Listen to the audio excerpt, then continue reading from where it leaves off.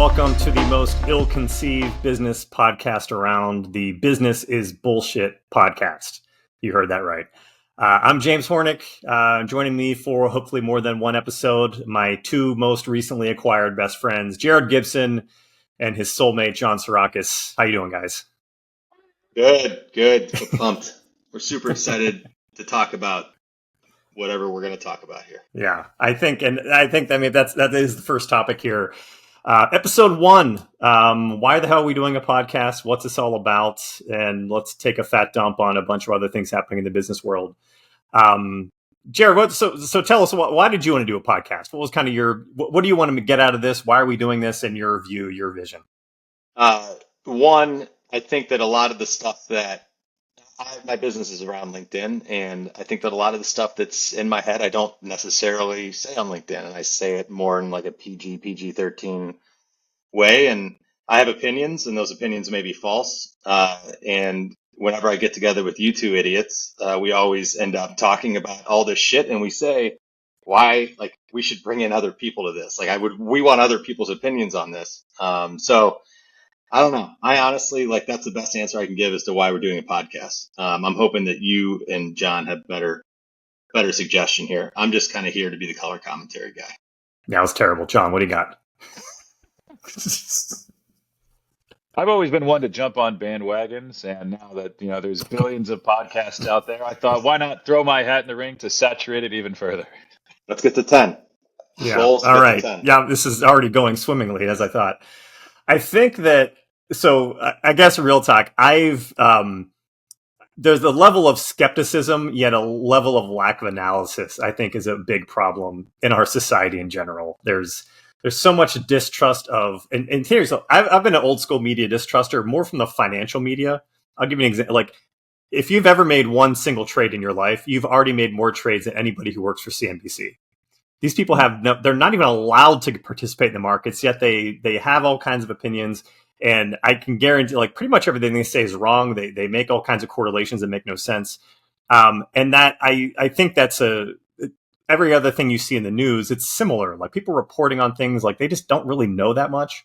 But we've also hit a point too where being contrarian has become so trendy that people will just jump on whatever bandwagon of whatever alt opinion they can find without actually thinking anything through. And I think what I want to do with this podcast is actually just kind of call out both sides and maybe why both are stupid. And I'll give you an example so you have something solid, what I'm talking about, not just talking in circles. It was maybe 2 weeks ago. Remember when the jobless claim correction came out? It was like the biggest one since the financial crisis. Like, they were off by like 1 million jobs. Yeah. Right. And there was this immediate counter narrative on Twitter and LinkedIn, everyone else, like all these conspiracy theorists, like, this is all they were juking the numbers. It's a conspiracy. They're just trying to make things look better than they were, which was an easy bandwagon to jump on, but it's also incredibly stupid. The thing is, like, these numbers get corrected every single year at the same time. And the reason why they do is because the initial numbers come out, they're based on surveys. They know they're not accurate. Jerome Powell even said he knew the numbers weren't accurate. They're never accurate. There's not an accurate count. And because we have 50 states that run everything completely independently, it takes forever to actually get what the true hard numbers are. And it's worked exactly as it does every other. It was a bigger number this year, but on top of that, there was this idea that it's some sort of conspiracy to make things look better. Look, I don't want to get into politics in this podcast, but if there was a conspiracy, they would have released the corrected numbers after the election, not before it. Like, it's just, on its face, it was just such a dumb take. But everyone bought in. Everyone bought in.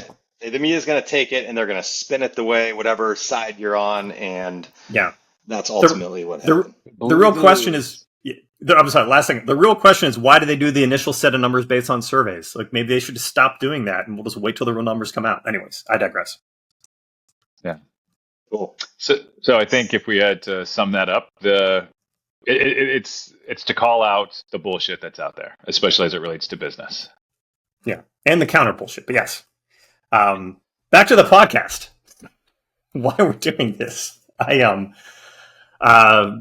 Jared, you're kind of in the podcast business of sorts. Not really, but you're in the content business. That's kind of what you do. Yeah. What's your, because I do think we should talk about, because I think podcasting itself is an interesting topic. I want to do this aside from the calling out bullshit because I think it's gonna be fun. I think it's gonna be fun talking to you two. I think we have good conversations, and I hope people just like enjoy it, make you think about things. What do you like and hate about other podcasts you see out there? Good. So I think what I don't like about a lot of the podcasts is that it's very PC.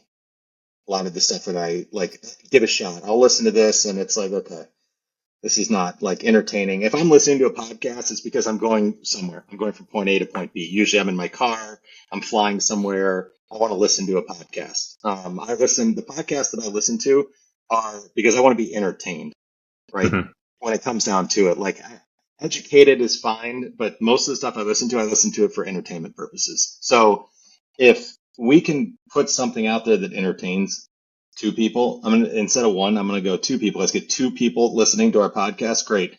And I also think it's great from a content perspective. Content. Like it's great for a content perspective. I think that anytime that you can put yourself out there and show your personality, I think it's gonna help out. So that's what I got. I don't have good answers. My answers have got to get better. I think as we continue to do these episodes, episode 2 will be so much better at answering these questions than episode 1. Because this has been, so far, I'm 0 for 2. I'm horse shit right now. Yeah. Well, I mean, these are how most of our conversations go. I don't even remember the question you asked me. I mumbled. Yeah. I think that one thing that drives me crazy about the business here's the thing. The business podcast game, I think, is the absolute worst. And because the formula, this is what I hate most about business podcasts. The audience is the guest. The amount of people who invite people to be on their podcast because they're trying to sell to that person and want to make them feel special. That's a whole playbook that so many influencers kick out there. They know that no one might listen to this podcast. Why would they? It's boring. You're getting some guy who's a CIO or a head of sales or something on, and you're asking a bunch of fluff questions that are very that don't have any depth to it, and you're trying to rifle through it in 10 minutes, and there's just no real value to it. But now you have an open dialogue with that person you can sell to them later. But it's absolutely dreadful for everyone out there. We got to the lead driver. Yeah, it is a lead driver. I think it's there's a whole playbook. I think it's disingenuous, I guess is my thing. Yeah, I had a podcast where we did exactly 100 episodes. Actually, we did 105 or 6, but there was some people on there that were just so awful that I didn't publish them, and I didn't realize I was going to make enemies out of them because they're like, "Hey, where's that episode at?" And I was like, "Oh man, I can't." What'd you tell them? Did you tell them they sucked? Well, there was a couple that I honestly ghosted, and I'm not proud about that. They were just so bad that they were just like unpublishable. Why were they bad? Let's talk about that because I need help here with trying not to suck. When somebody is just so long-winded, they talk in circles, you try to interrupt and interject just to be polite, and it just goes nowhere. You're literally like, this is the absence of positive content. So I should have just published them in hindsight because the rest of the episodes weren't that good either. So it was like, what bar was I really setting myself at? But the point is, man, like it was so boring. It was PC, and I believe on a couple of them I actually fell asleep. I'm not exaggerating about that. I was just dude. I had a big lunch. Yeah, not kidding. Yeah, big lunch. Guy falls asleep in the middle of an interview. Just kind of tuned out. Yeah. I mean, the funny thing is I was hosting an event once. and it was like a fireside chat. My wife can attest to this, and I fell asleep I'm interviewing the guy. I was just like. You mean like actually fell asleep, or you just zoned out? Like how specific? No, like dazed off, man. Like literally, like there was like the head tilt down. Oh yeah. So I think if there's any goal or any standard, you're like a heroin user. Like 100%. It's just like falling asleep. Let's keep John awake. That's the. If we should talk about the reasons why we're doing this podcast. Yeah, if we can just keep. Well, I mean, Jared, you and I will know if we suck because we're going to see John's just going to be nodding off in the background there because we bored the shit out of him. Jesus, John, just fucking fall asleep. If I saw that, if I witnessed that, it'd be great.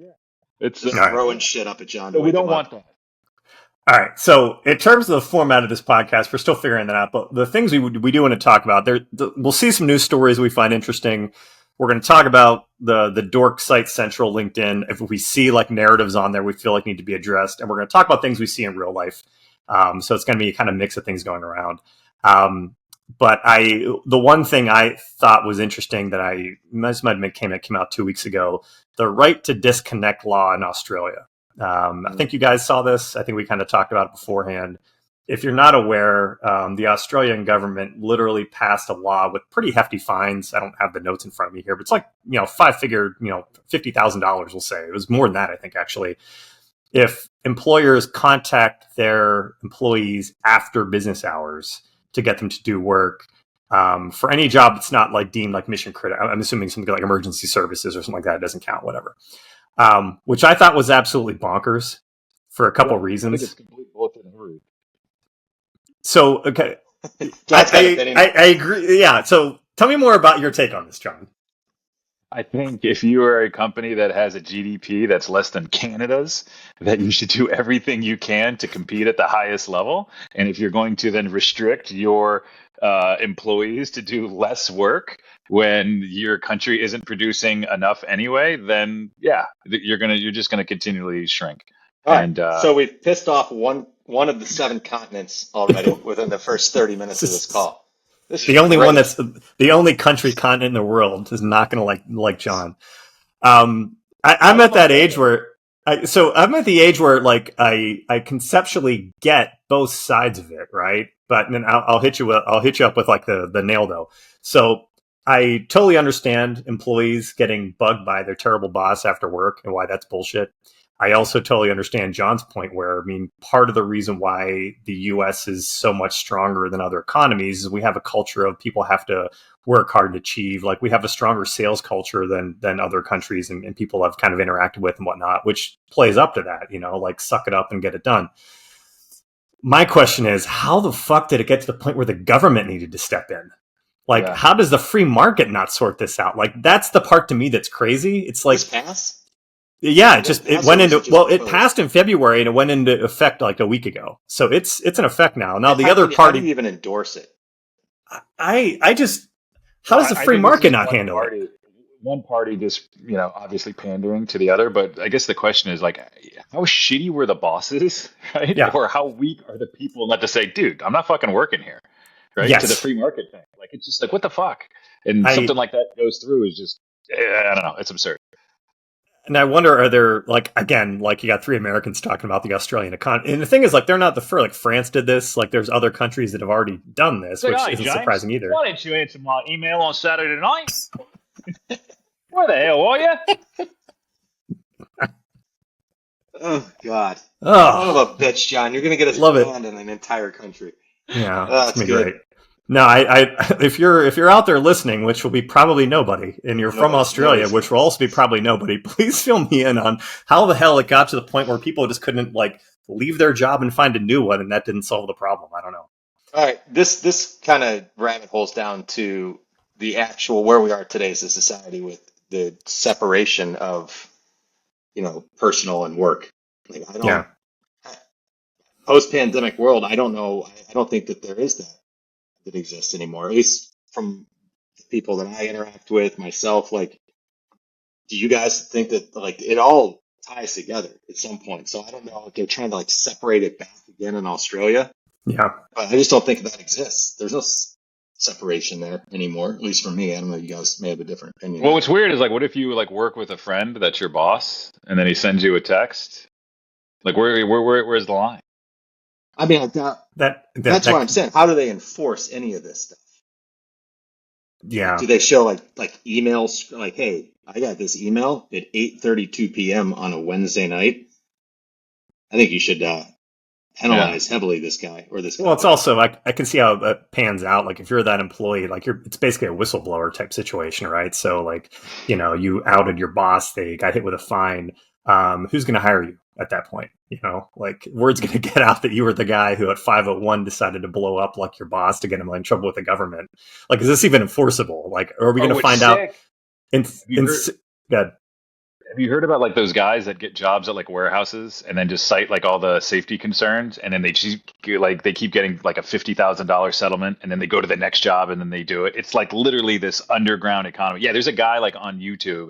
It's awful. And he literally explains like how to do this. And he makes like a couple $100,000 a year just going from one shitty job to the next And then, that was sexual harassment. They were talking about this in the break room. And then he goes to another one like, oh, these are safety concerns in the warehouse. So the point I'm making is, like there's some people that are going to make careers out of this and make a hell of a lot more money just doing the flip side of what it was intended to do. That's crazy. So he just goes and listens to like that. How's that guy not had the shit kicked out of him multiple times? That's where Jared's head went. My head was like, that sounds like a pretty good gig. What's this guy's channel called? How do I find out more about this? It's crazy. Yeah. How big is this? A big deal in Australia, or is this just something that we found? That's the thing. Is like that's the other part about media stories. Is like it would not surprise me if 6 months from now we find out there's been like 0 cases of this. So it was written by koalas. Yeah. Do you guys remember when that law got passed that you have to publish salaries and job descriptions? And job postings, and it's state by state, whatever. But I remember very specifically, this might have been, I think Colorado was one of the first states to do it. And I remember, because I was writing a piece on this once, a year after it was passed, there was like 3 people who got busted out for it out of like the entire state. And I think and none of them went anywhere. So it's one of those, know how they get around it, right?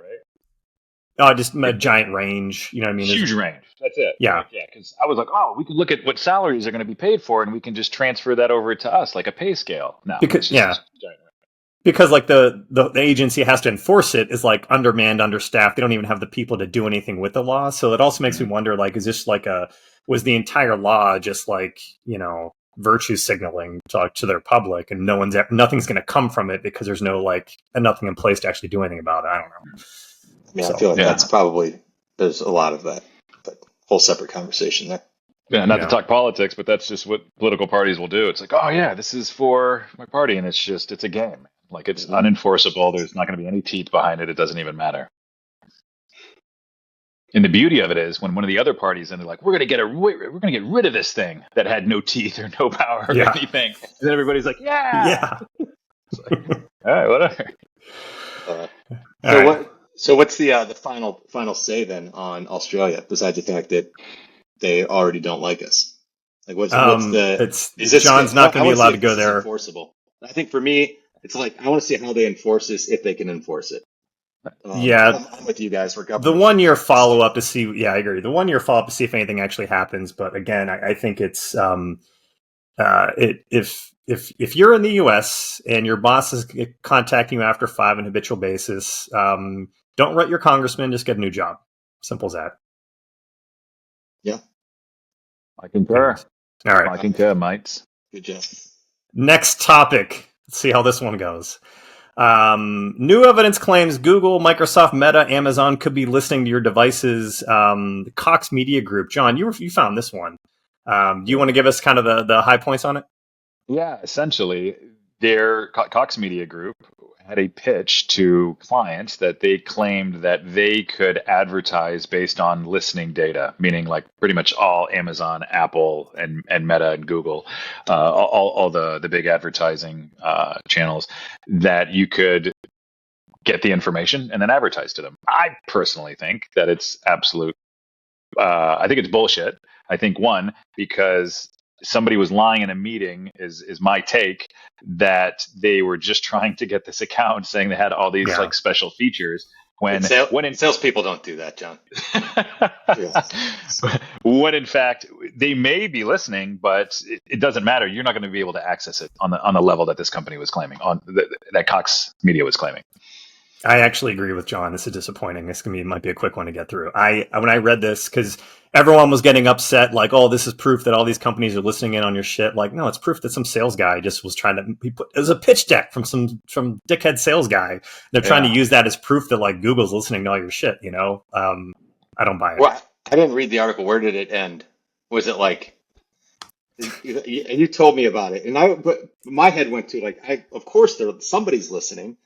Like from an advertising perspective, I think so. Like I talk about some of the most random shit sometimes, and out of nowhere, first time ever, a few hours later, I get hit with some type of ad from a company. Which is interesting. I believe that they are listening. I believe that they potentially use that to enhance their conversion rates, right, for those ads. But I don't believe any of that is shared on a level with advertisers. I mean, my company, we buy advertising and we have no access to that. But I believe that they would then give it that little push to keep the numbers going, especially if you're in some of those bigger buys. I mean, talking like multi-million-dollar monthly buys. Mm-hmm. I'd like to point something out because this has always been my take on this too. Are you guys familiar with the Bader-Meinhof phenomenon? Nope. Nope. Never heard of this? Okay.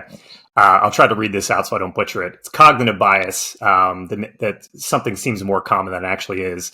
So basically, you might see this you probably pass by things on the street, you've never noticed them, but once you see something the first time, it's like popping up everywhere. Like you never notice how many of one brand of car there is, or like maybe whatever.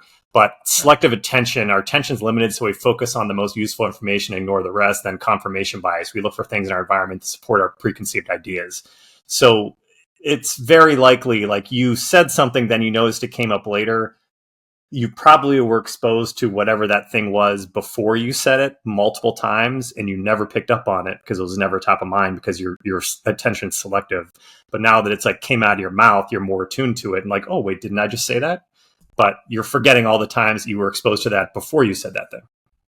It was women's underwear, and I started getting hit with women's underwear, dude. Good. I was talking about women's underwear. Yeah. And I started getting hit with women's underwear ads. Yeah. I mean, you don't get hit. So like typically. What I'm saying is you probably get hit with women's underwear ads all the time, and all you the just time. kind of ignored it. Yeah. Yeah.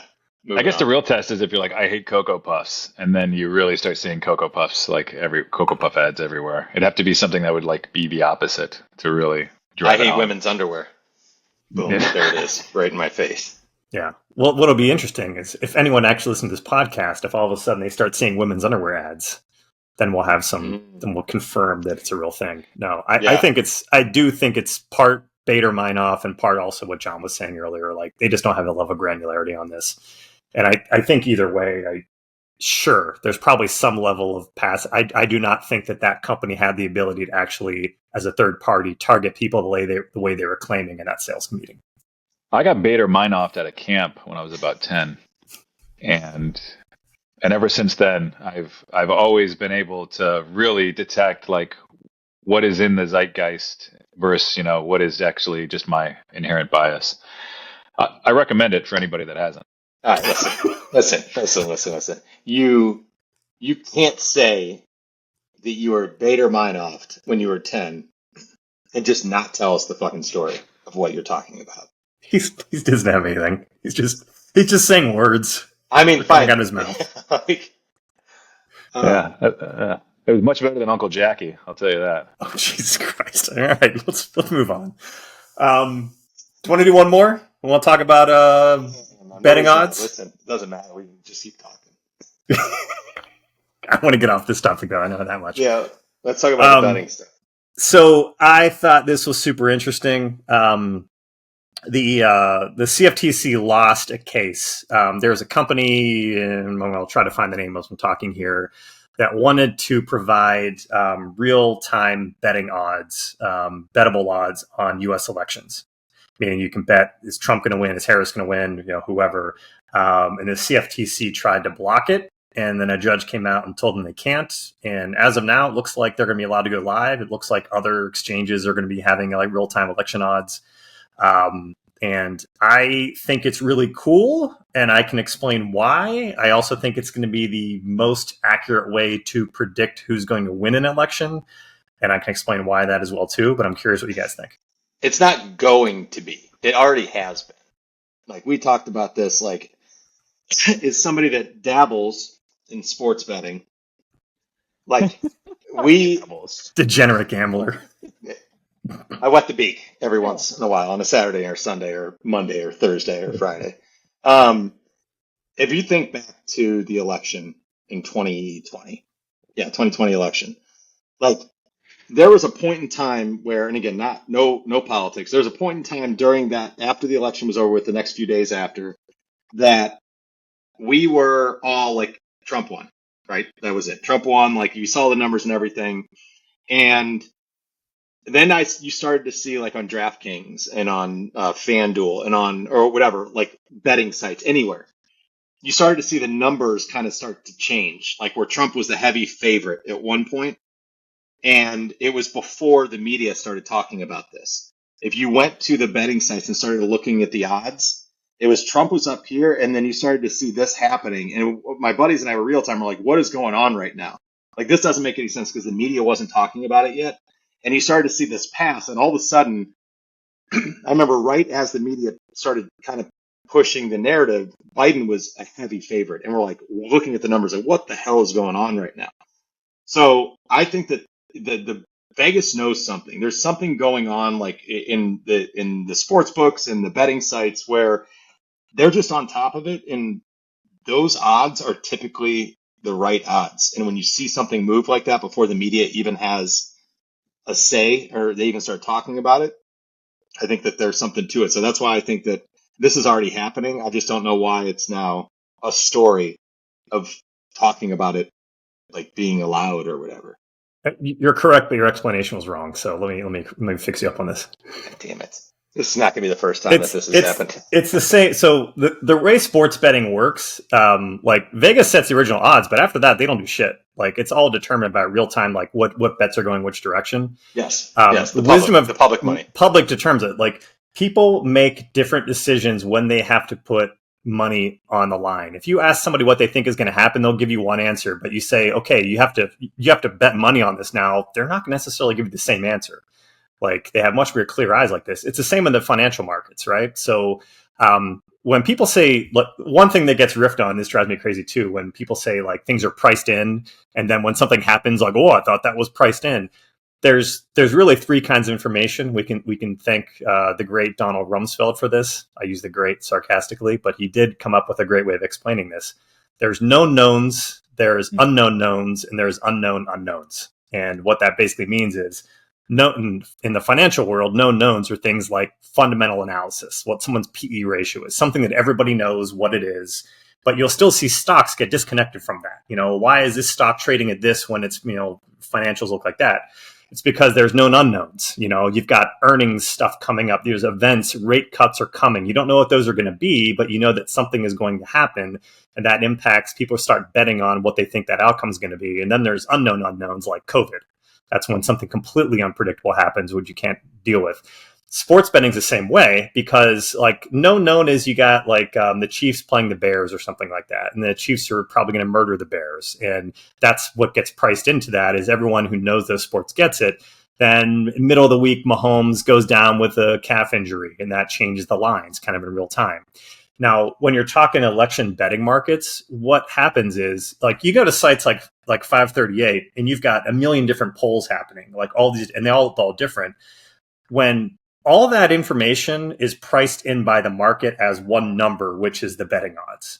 So instead of like saying, hey, I like this poll better, no, I like this poll better, when people actually are paid to do this because they're making money off it, they're taking all that information and combining it into one known number. And they're also planning on things like the debate. Like if they're predicted actually has like this already too, but like the markets actually tightened up right before the debate happened. Then they split open again and Harris got way ahead when she crushed Trump in that debate. But I think that if you want to look at one place that can tell you everything that's known, as opposed to trying to piece things together here and there, it's the betting markets. Well said. That's what I meant to say. Well said. That's what I meant to say.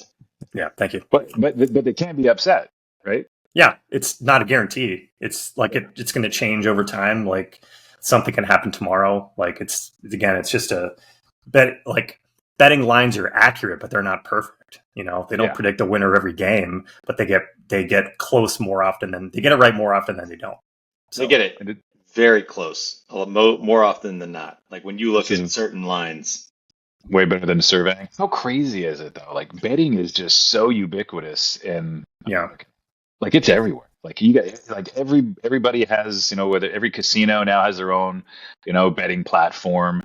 It's like there's so many different influencers that are talking about it. I mean, essentially endorsements by celebrities and commercials are everywhere. I don't know, man. It's wild. I've never placed a bet on any of them. I'm just not a good gambler, so it's just all right. I should stay away from it. Nobody is. That's the fun part. There are no good gamblers. Like if I have multiple apps on my phone, but I primarily use DraftKings, and I know that I'm never actually going to pull money out of my account. If I go up, I know that that money's going to come back down. Like I'm not going to be like, oh, I've got, a few thousand in my account. Can't wait to pull it out and put it into my bank account. It's like, fuck no. I'm going to use that money to continue to bet, and I will likely at some point lose it, and it'll just fluctuate. I never put any money in. I never pull any money out. The more I have, the dumber my bets are. The less I have, the smarter my bets are. Just like life. I got a few coworkers that are big into betting, of people I've worked with for years, and it always feel like I hear about every time they win. I never hear a single peep about every time they lose. Like if you're going by the things I hear, they've both made tens of millions of dollars in their betting career. But I know that's not the case. Yeah, it's fun. It's fun because it is as much of a fan of sports and watching sports. It gives me an interest in every game that I watch. Like if I bet it, right? I have an interest in every game that I watch. So it's not like just two random teams playing that I don't give a shit about. It's like, okay, I'm going to go ahead and need you to score another touchdown here, and maybe it's like overall for sports. It is. You're going to be like more focused on it on account of you giving some money. Yeah, 100%. It's fun. Money won is better than money earned, John. Come on. I just hate losing so bad, dude. Oh man, like, dude, I love winning, but dude, I hate losing way more. What I found interesting, solid interview question there, buddy. Nice cliche comment right there. What I found interesting about the whole thing is, like, when you look at the U.S. compared to the rest of the world, like we're light years beyond the rest of the world in terms of financial markets, like stock markets, derivatives, futures, options. Like that's why everyone comes here to invest. But betting markets, it's the opposite. Like we're so far behind Europe and everywhere else. Like how we look at this stuff, like this stuff's already legal in the rest of the world. We're just so like behind the curve in time, like passing it, allowing people to do it. Is it legal? Is it legal in the rest of? Because I actually have always wondered that. I had a buddy that was in Dubrovnik a few weeks ago. I had to place a bet for him because he wasn't able to bet at all. It's country by country, but people in Europe have been able to bet on the U.S. election for a while. We're back to politics. But also about my degenerative habit. But like in the UK, was it Ladbrokes? Like there's betting places on every corner. Like when you go to London, like that's betting's much more ubiquitous than it is here. Whereas like here in Chicago, like trying to get a casino like downtown is where someone could like place bets is just going back and forth and takes forever. But yeah, in other parts of the world, there's betting's much more frequent and available. So. Cool. Anyway. This is brought to you by DraftKings. Anyways. All right. I don't know. Do you guys want to talk about anything else? We'll save it for episode 2. Let's see if we actually get there. I'm just going to keep shooting myself in the head every time I open my mouth. So this is a good learning experience. I get this first one out of the way where I rambled and made 0 sense, incoherent fucking sentences. Hey, we'll get better. I like how you think. Don't lose that confidence. I like how you think you'll get better. It's good. Okay. I'm gonna get better. I'm gonna get better, and James will check me. That was the dumbest thing I've ever heard. Hey, we peaked at episode 1. Yeah. All right, let's close this thing down. That's a wrap for the first episode of the Business is Bullshit podcast, which will be available on, we don't even know. We're still figuring out what platform this is going to be on. Probably Apple, probably Spotify. We should talk about maybe who's going to be doing the editing and all that fun stuff, because we should edit. Yeah. We should edit the shit out of this thing. I had to organize it. So anyways, so for James Hornick, Jared Gibson, and John Sorokas signing off, reminding you that business is bullshit.